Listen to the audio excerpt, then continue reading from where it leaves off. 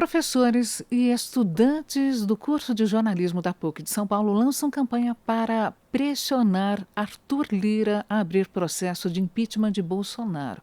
Nosso contato é com dois jornalistas, o professor de jornalismo e fotógrafo Cristiano Burmester, ele que é atual diretor da Faculdade de Filosofia, Comunicação e Letras da PUC de São Paulo e professor de jornalismo na mesma universidade. Bom dia, Cristiano. Olá, Débora, bom dia. Olá, os ouvintes também. A Renata, bom dia. O nosso contato também é com a Renata Miele, ela que é jornalista e coordenadora do Centro de Estudos da Mídia Alternativa Barão de Itararé. Bom dia, Renata, bem-vinda. Bom dia, Débora. Bom dia aos ouvintes. Bom dia, Cristiano. Nós, jornalistas, temos vivido uma série de circunstâncias que esbarram na tentativa de impedir o nosso exercício profissional. Começando com você, professor Cristiano, o que levou os professores e alunos do curso de jornalismo da PUC, aqui de São Paulo, a lançarem essa campanha para pressionar o presidente da Câmara, Arthur Lira? Oi, Débora. Acho que além da indignação atual, né, com a situação da pandemia no Brasil, o número de mortos, o descaso na condução e no cuidado com a saúde da população, nós tivemos no final de semana a morte de um colega, o também radialista André Russo, que contraiu o vírus e rapidamente acabou falecendo, questão aí de uma semana, 10 dias. E acho que esse movimento é meio que uma reação, assim, o que a gente pode fazer quando a gente sente muito perto a ausência de alguém, o falecimento de uma pessoa querida, um profissional da área de jornalismo também, que tenta aí, não tem medido esforços, né, para alertar a população, para informar, para dizer qual é a real situação que tem acontecido, em contraposição à conduta do atual governo, né, que é cheio de descaso na sua comunicação, com desinformação, enfim, não tem cuidado da população como se imagina que um governo federal deveria fazer. Desde que chegou ao poder em janeiro de 2019, o Bolsonaro ataca frequentemente os jornalistas e veículos de imprensa. Vocês, como jornalistas, já haviam vivido ou presenciado ataques assim, de cerceamento do exercício profissional? Vocês acreditam que nunca nós, jornalistas, nós não havíamos sido tão desrespeitados, achincalhados e agredidos rotineiramente, Renata? Então, Débora, eu penso que, pelo menos desde a redemocratização, desde o fim da ditadura militar, nós não vivíamos um cenário de uma escalada de violências contra jornalistas e comunicadores como estamos vivendo hoje. É importante frisar que o Brasil sempre teve situações e problemas com relação ao exercício da atividade jornalística, com a liberdade de imprensa, com a liberdade de expressão. Mas essas violações, elas eram, digamos assim, difusas, né? Partiam de vários centros, principalmente a tentativa via judiciário de impedir o livre exercício da profissão, ou em pequenos municípios, ou até em grandes, com determinados poderes políticos locais. Mas a partir da eleição de Bolsonaro, nós passamos a viver um cenário de institucionalização das violações à liberdade de expressão e de imprensa, né? O presidente da República, ele é o principal porta-voz dos ataques a jornalistas, comunicadores e veículos de comunicação. E isso é gravíssimo. Primeiro, porque não é compatível com o exercício do cargo de presidente da República, que deveria ser o principal defensor da Constituição e das liberdades ali consagradas, né? E, além disso, ao adotar essa postura de beligerância, de ataque contra jornalistas e comunicadores, sendo o presidente da República, ele estimula, né, que outros pequenos poderes e outros grupos sociais extravasem e acabem também promovendo essa onda de ataques à liberdade de expressão e de imprensa, o que é gravíssimo. E eu acho que, então, sim, Débora, no último período nós nunca vivemos um cenário tão grave para o exercício da profissão como estamos vivendo hoje. Cristiano, você pode complementar esses Claro, casos, por claro. favor? Olha, na realidade, aquilo que a Renata aponta, né, dessa institucionalização de um ataque, digamos assim, de uma afronta do presidente e também de membros do governo federal, impressiona, né, e chama a atenção. Na realidade, o jornalismo tem um papel na manutenção de uma vida democrática, na manutenção do equilíbrio entre as instituições, e ele está prestando um serviço à população. Né? E, na realidade, na medida que as coisas vão acontecendo, vão saindo do controle ou vão contra um interesse coletivo, e nesse caso aqui nós estamos falando de saúde, né? Não estamos abordando as questões outras que poderiam ser ideológicas, econômicas e de interesses variados. O que acontece é que a gente acaba sendo alvo, né? Quer dizer, estamos vivendo uma situação de pandemia, onde a questão sanitária, a saúde da população está, né, continuamente prejudicada. A gente vê os dados de hospitais lotados, da ausência das vacinas, né, digamos assim, das interrupções das campanhas de vacinação, porque não houve compras num formato adequado, com uma antecedência necessária e tudo mais. E aqui nós jornalistas estamos apontando essas questões, não é? A gente vai a campo, está convivendo com as pessoas, vamos às ruas, estamos observando a realidade e relatando isso. Isso é o papel do jornalismo. E, na realidade, o governo nos confronta porque quer trazer uma outra realidade, uma realidade fantasiosa, não é? Da sua cabeça, daquilo que gostaria que fosse, mas não é. E, na realidade, acho que nesse sentido, o jornalismo, graças a Deus, continua enfrentando essas questões, mas, enfim, estamos sendo afrontados, como bem apontou a Renata, de uma maneira muito intensa, como não se via desde antes da redemocratização do país. Qual é a verdadeira intenção do presidente nesses casos, vou chamar de destempero, né? Qual é a intenção? É desacreditar jornalistas e veículos, a imprensa como um todo? Como vocês analisam? Então, Débora, eu acho que é importante a sua pergunta, porque nós precisamos perceber que o Bolsonaro, diferente do que muitos possam afirmar, não é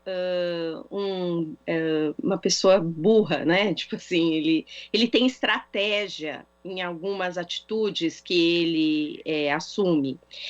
Essa última, por exemplo, esse último ataque que ele fez à jornalista da Rede Globo e a emissora como um todo, se você perceber o tom e o ataque, ele tem um propósito, que é, sim, o de atacar a credibilidade dos jornalistas e do veículo, mas é principalmente o de dialogar com a sua base de sustentação.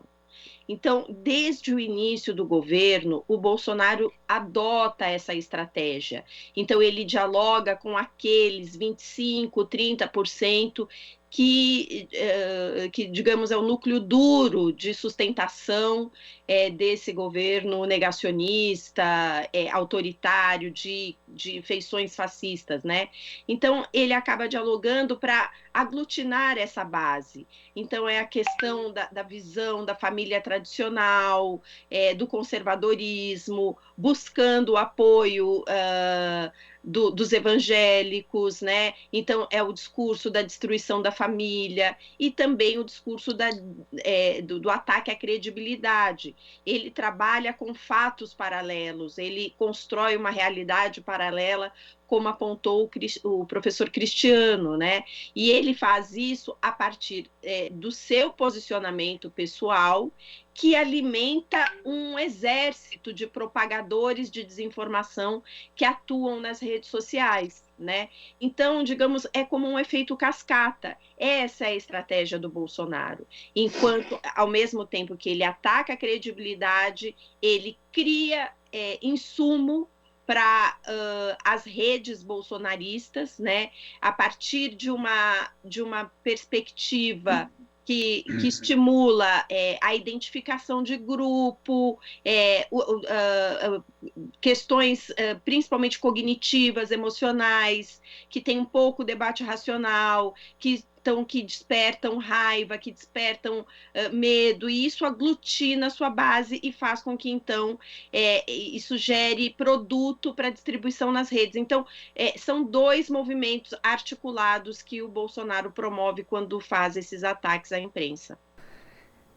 Renata e Cristiano, vocês notam certa predileção do presidente por alvos serem mulheres jornalistas nessas agressões frequentes?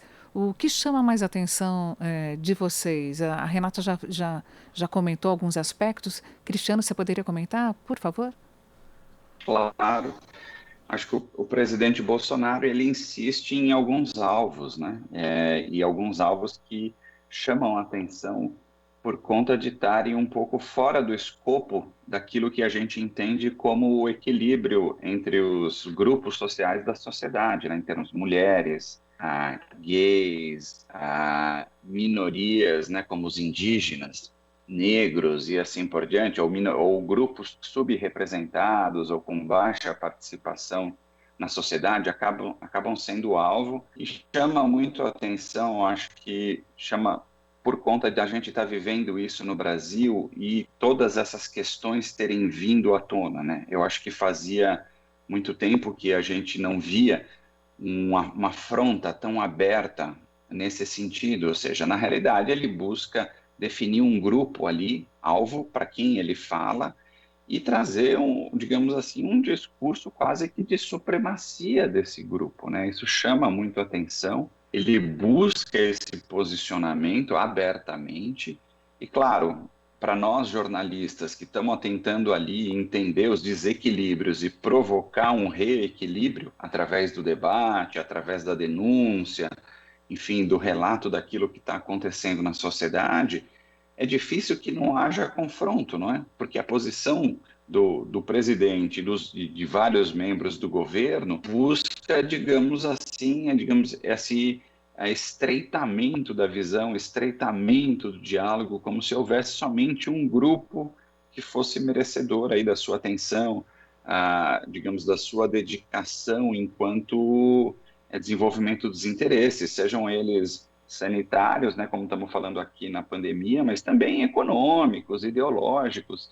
E acho que isso passou, né? Acho que essa questão é tão antiga, tão enraizada num processo muito anterior da história, que é difícil não se manifestar, é difícil não tentar convocar os outros grupos sociais que estão ali sendo atacados a se posicionarem, a se defenderem, a tentarem buscar um equilíbrio. E acho que o jornalismo tem tentado fazer isso de uma forma bastante enfática, contundente e regular. E é difícil da gente imaginar que um confronto assim entre essas esferas, meios de comunicação, governo, cesse, né, antes do fim do governo. Imagino como que isso vai se acentuar um pouco aí ao longo do ano que vem, já que temos eleições e tudo mais. Enfim, é uma situação realmente difícil, mas que chama muito a atenção enquanto sociedade brasileira, né?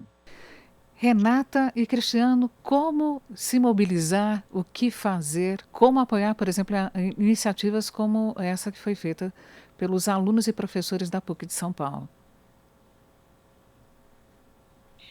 Olha, Débora, eu acho que é preciso que cada vez mais a sociedade perceba que iniciativas das mais variadas enfrentar essa situação gravíssima que o país vive, né?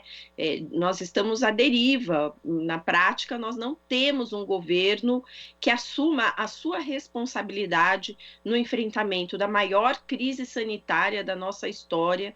Nós já estamos com mais de 500 mil mortos, 500 mil de famílias, de pessoas que perderam suas vidas para irresponsabilidade de um presidente, que já fica explícita nos debates da CPI, né? Então, eu acho que são muitas as iniciativas. Eu acho que hoje, né, a pressão também deve se dar em cima do Congresso Nacional. Por isso, queria parabenizar a iniciativa do professor Cristiano, porque, na verdade, a sociedade também precisa compreender que quem define, né, a abertura ou não de processos de impeachment no país é o presidente da Câmara dos Deputados.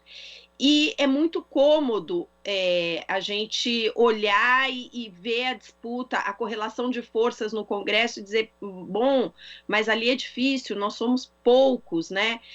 Eu penso que não, eu penso que a gente precisa pressionar, né? A semana passada, se não me engano, um artigo, uma entrevista muito interessante com um professor da USP fala sobre essa questão da naturalização, não só da sociedade como um todo, mas de outros grupos políticos em torno desse desgoverno do Bolsonaro, né? O que isso pode sinalizar não só para o mundo, mas como para o país em 2022, né? Nós precisamos colocar um ponto final nisso. E, sem dúvida nenhuma, a abertura de um processo de impeachment na Câmara pode ser um caminho, né?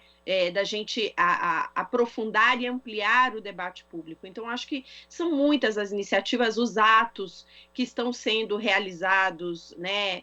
Como o 19J agora, sábado, que foi importantíssimo, e parte do destempero do Bolsonaro também é fruto dele se sentir cada vez mais acuado, né? Mas, por outro lado, e eu finalizo o meu comentário com isso, é preciso que a gente preste bastante atenção que se nós estamos todos indignados e criticando e nos manifestando contra esse desgoverno no campo da pandemia e dos crimes de responsabilidade, dos ataques à democracia, a agenda econômica vai sendo encaminhada no âmbito do Congresso Nacional, né? Privatização da Eletrobras, reforma administrativa, outras agendas cujo interesse econômico da elite brasileira é contemplada. Então, nós não podemos naturalizar, achar que deixa ali a economia seguindo, o que isso pode representar em 2022.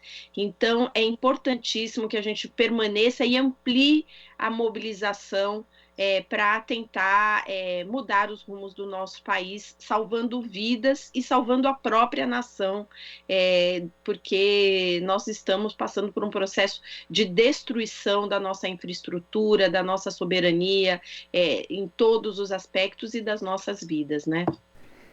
Cristiano, antes do seu comentário, eu queria compartilhar com vocês dois e também com os nossos espectadores na TVT, falar sobre uma charge do Aroeira, em que eu gostaria de pedir para a técnica para compartilhar com vocês a charge do Aroeira, do chargista Aroeira, em que o presidente da Câmara dos Deputados, Arthur Lira, é pressionado por nós jornalistas. Eu não sei se vocês dois já conseguem ver essa charge. Há uma pergunta de cada vez, uma pergunta de cada vez, por favor, diz o Arthur Lira, com uma máscara e assim o suor pela testa correndo, né? Então, assim, o que falta para o impeachment é a pergunta nos vários balões em que a charge é intitulada A Lira do Lira. É isso, esse o caminho, Cristiano, é indagar o que falta para o impeachment ao presidente da Câmara? Acho que é importante ressaltar, né, que o presidente da Câmara é o presidente que nunca teve um número tão grande de impeachments, né, digamos assim, pela investigação de um presidente em exercício, né? Ele já tem talvez 200 de pedidos. e não dar uma explicação efetiva em relação a isso, ou seja, que é uma demanda da sociedade, afinal, acho que a sociedade, como foi apontado aqui pela Renata, essa mobilização social, não só através digamos ali, dos partidos políticos, mas da sociedade civil organizada como um todo, aponta por algo que não está sendo feito e que poderia ser encaminhado para que fosse resolvido, né? São 500 mil mortos, vamos caminhar para um número ainda maior e o presidente da Câmara ainda não se convenceu de que é necessário fazer alguma coisa, ou seja, está deliberando outras pautas, enfim, que desviam dessa temática social e de saúde, que é muito importante e que, na realidade, tudo que envolve saúde e a população também é uma pauta econômica, também é uma pauta política, enfim. Né, lá atrás, no início da pandemia, até comentários descabidos a gente ouviu, né, de que isso talvez pudesse provocar algum equilíbrio na previdência privada.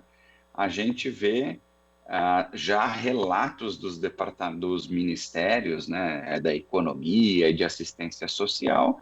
Enfim, toda essa morte de brasileiros, de fato, o que ela provoca são desequilíbrios nas famílias, perda de entes queridos, desequilíbrio emocional, enfim, e, claro, afeta a economia também. Então, existe uma incompreensão muito grande, não é, do Congresso, do governo, sobre o que está acontecendo, e, na realidade, um ou outro comentário que fala que se solidarizam com a dor, é quase que um descaso, né? Na realidade, a dor é diária, ela é contínua, o número de mortos fala isso, enfim, quantas perguntas mais ou quantos pedidos mais o presidente da Câmara, Arthur Lira, vai precisar receber, né? Espero que, de fato, ele se solidarize com a população, que é quem ele está representando ali na Câmara dos Deputados. Eu gostaria de agradecer imensamente a participação da jornalista Renata Bieli, ela que é coordenadora do Centro de Estudos de Mídia Alternativa Barão de Itararé, e também ao Cristiano Burmester, ele que é fotógrafo, professor de jornalismo da PUC de São Paulo e atual diretor adjunto da Faculdade de Filosofia, Comunicação e Letras da PUC de São Paulo. Muito obrigada, uma ótima quarta-feira para vocês. Obrigada, Débora. Obrigado, Renata. Obrigada, Débora. Boa semana para todos. Bom dia. Você está ouvindo Jornal Brasil Atual. As notícias que os outros não dão.